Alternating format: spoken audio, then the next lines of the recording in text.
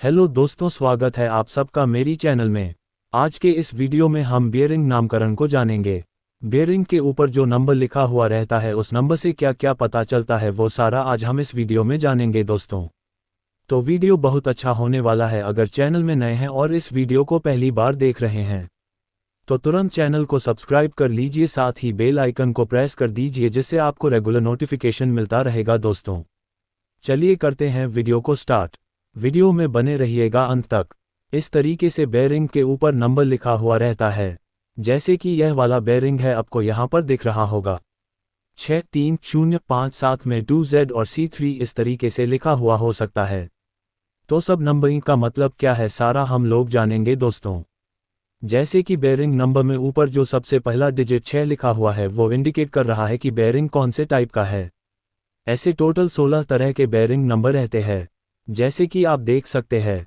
1 का मतलब है सेल्फ अलाइनमेंट बॉल बेयरिंग, 2 का मतलब है स्फेरिकल रोलर बेयरिंग, 3 का मतलब है double row angular contact bearing, 4 का मतलब है डबल रो बॉल बेयरिंग, 5 का मतलब है थरस्ट बॉल बेयरिंग, 6 का मतलब है single row deep groove bearing, 7 का मतलब है single row angular contact bearing, 8 का मतलब है फेल्ट सील बेयरिंग, 32T का मतलब है टैपर्ड रोलर बेयरिंग, R का मतलब है इंच बेयरिंग, N का मतलब है cylindrical roller bearing, double N का मतलब है double row roller bearing, NA का मतलब है नीडल रोलर बेयरिंग, BK का मतलब है needle roller bearing with closed end, HK का मतलब है needle roller bearing with open and, QJ का मतलब है 4 point contact bearing.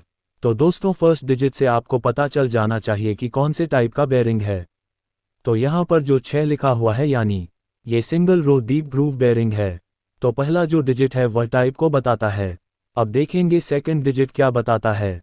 Second digit bearing की सीरीज को बताता है कि कौन से सीरीज का बेयरिंग है। ऐसे ही टोटल 7 तरह की सीरीज रहती है, जैसे कि आप देख सकते हैं। 0 का मतलब है एक्स्ट्रा लाइट, 1 का मतलब है एक्स्ट्रा लाइट थरस्ट, 2 का मतलब है लाइट, 3 का मतलब है मीडियम, 4 का मतलब है हैवी, 8 का मतलब है एक्स्ट्रा थीन सेक्शन, 9 का मतलब है वेरी थीन सेक्शन। तो दोस्तों सेकंड डिजिट से आपको पता चल जाना चाहिए कि कौन से सीरीज का बेयरिंग है। यहाँ पर देखें 6 के बाद लिखा हुआ है 3, तो ये कौन से सीरीज का है। मीडियम सीरीज बेयरिंग है। अब देखेंगे बेयरिंग में थर्ड और फोर्थ डिजिट क्या बताते हैं। थर्ड और फोर्थ डिजिट बेयरिंग का बोर साइज दिखाता है, जैसे कि आप देख सकते हैं। टोटल n नंबर के डिजिट है यानी इसकी कोई लिमिट नहीं है। तो अगर 0 नंबर है तो बोर साइज 10 मिलीमीटर रहेगा, 1 नंबर है तो बोर साइज 12 मिलीमीटर रहेगा, 2 नंबर है तो बोर साइज 15 मिलीमीटर रहेगा, 3 नंबर है तो बोर साइज 17 मिलीमीटर रहेगा, 4 नंबर है तो 4 का मल्टीप्लाई 5 से होगा और जो जवाब आएगा वो बोर साइज रहेगा।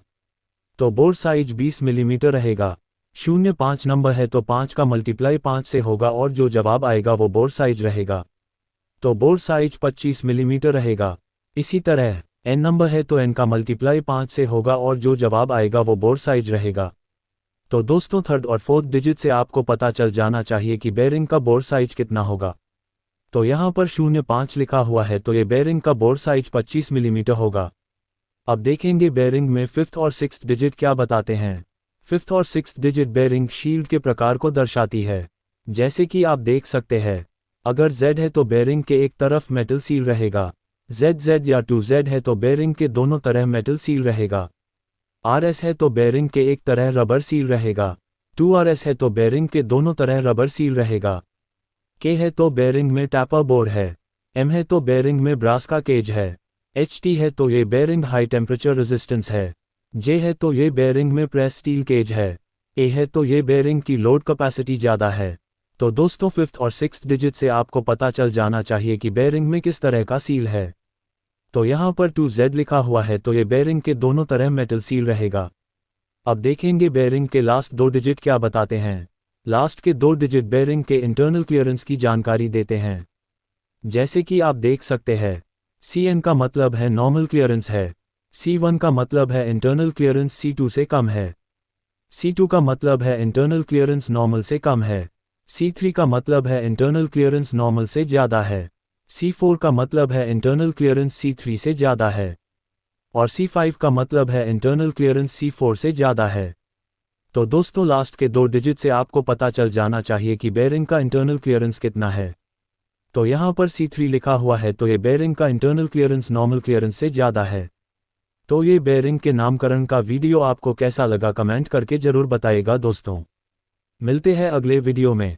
धन्यवाद।